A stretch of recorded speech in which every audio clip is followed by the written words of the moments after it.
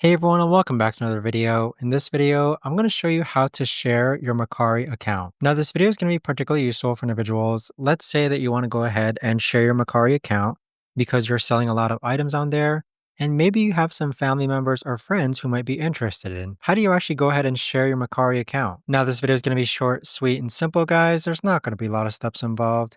Now, in order to do this, what you're first going to do is log on to Mercari. Next, click on Profile on the bottom right-hand corner. Afterwards, on the upper right-hand corner, you're going to see an upward arrow.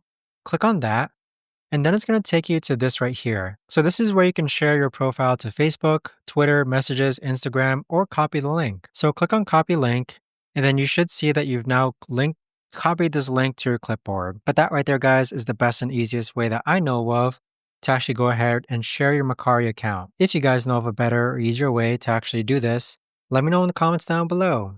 I would love to know. Thanks so much for watching everyone, and I'll see you guys all in the next video.